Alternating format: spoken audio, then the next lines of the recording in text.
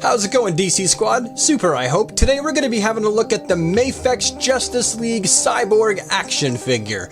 Anyhow, so the packaging for this figure is going to be exactly the same as the rest of the MAFEX Justice League figures, as you can see, with the appropriate pictures of the figures on the front and on the side of the box, as well as the Justice League logos displayed where they need to be. On the back of the box, we see more images of the figure, as well as the various accessories it comes with, be it the extra hands and arm attachments, the mother box, or the extra head. They're all displayed nice and clear on the back of the packaging. When you liberate Cyborg out of his packaging, here's what you get. Now that everything's out, we can actually have a closer look at everything. I find myself so far pretty much satisfied with the amount of accessories I get with this higher priced Asian import. Cyborg comes with 3 sets of extra hands, a completely open set of hands for slapping 5, another set of hands where the fingers are a little bent, and then another set of hands where the fingers are a lot more bent. He also comes with the mother box, which is very cool looking, a shield that you can attach to his arm for defense.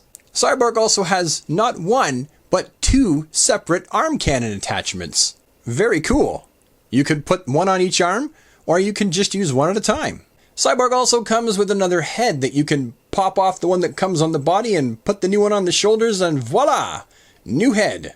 Looking up close at this head, you can see that it's going to be very much the same as the original one that comes on the body. The only difference is this one looks like he's struggling to push out a massive turd.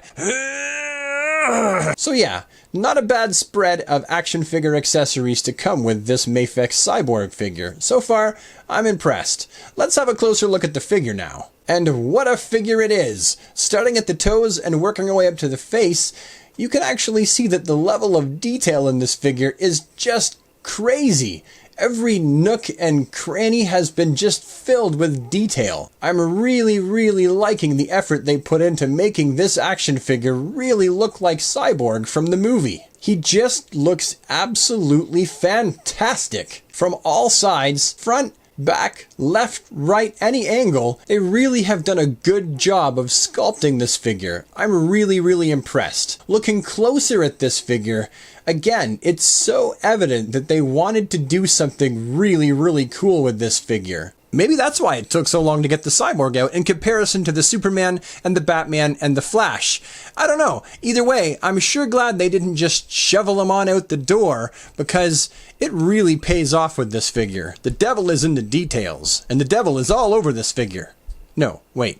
Now, while looking at this figure, you might think that some of its joints might be a little bit flimsy because they seem kind of narrow, but the elbows and the knees and also the feet, to tell you the truth, are all made of a die-cast metal, so they're completely firm and solid. There's absolutely no fear of them breaking while you change the limbs. Now, if we take just a moment to focus in on Cyborg's face sculpt, you can see they used the same steeple painting technique that they used with the rest of the MAFEX Justice League figures, and it looks good with the naked eye. You're not usually looking at it up close with the camera, and I think they've also done a really good job of recreating Ray Fisher's face as he appeared in the Justice League movie portraying Cyborg/Victor Stone.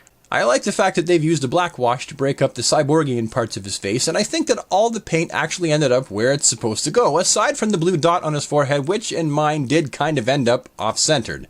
That kind of sucks. So moving on to articulation, this Cyborg's head and neck are both on ball joints, and there's a fair amount of articulation. His chest is on a ball joint, so it can swivel all around. The same thing with his waist, which is also on a ball joint. His shoulders are on ball joint butterfly hinges, so there's a lot of movement forward and backward, as well as there being hinges in the shoulders themselves, so they can go up and out and all around. If you're worried about the pauldrons getting in the way, well, they move up and out of the way, so there's no problem with those. He's got bicep swivels, single jointed elbows, and he also has articulation at the wrist by way of ball hinges, so there's lots of up and down and all around. From the waist down, Cyborg's been endowed with drop hinge ball joints, as well as having a swivel at the top of the leg. He's got a single jointed knee, he's got ball jointed ankles, and he's also got toe articulation. Although the toe articulation, as far as I'm concerned, really isn't that useful. But all in all, I think he does have a fair amount of articulation, and if you're an action figure photography enthusiast, you're probably going to have no problem getting him into all kinds of really cool, wicked poses. So now let's do a comparison. First we have Cyborg, as you can see here, with the DC Icon Cyborg on the one side and the Mattel Multiverse Justice League movie Cyborg on the other. Next we have him between the DC Universe Classics 80s style Cyborg on the left, and on the right it's the Total Heroes Cyborg, who's definitely bigger and also much bulkier. And then here finally we have him between the Flashpoint DC Direct Cyborg and the New 52 DC Collectibles on the right. And he's much smaller than both of those figures, but they're 7-inch in scale, so that would make sense. And then finally, I thought I'd bring out the rest of the released MAFEX Justice League figures, as well as the newer SH Figuarts Wonder Woman figure from the Justice League movie. And he fits in really nice. All we need is for that MAFEX Aquaman to start hitting the store shelves, and we're golden. And I suppose that's it. I've covered the action figure, its accessories, the packaging it came in, the paint apps, the sculpting detail, the likeness to Ray Fisher, how it compares with other characters of the same namesake, and I've also brought in some other Justice League figures. And after all this, I'm really satisfied with this figure. I gotta say, out of all the action figures released in 2018 that I've personally purchased, this one definitely makes that top 10 list video that I'm gonna be making closer to the end of the year. I'm just so tickled with this figure.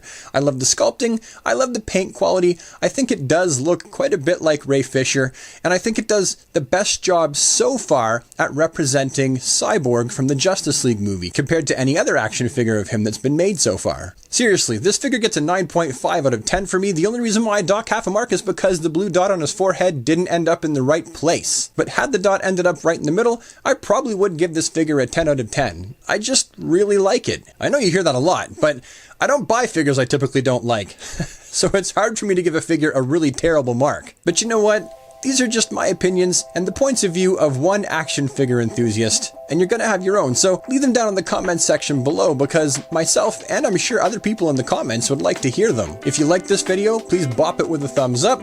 If you'd like to see more of my face and more of my DC content that I load on my YouTube channel on a very regular basis, hit the subscribe button, doink the bell so that you never miss a video, and I'll see you next time. Thank you so much for watching, Super Friends. Take care.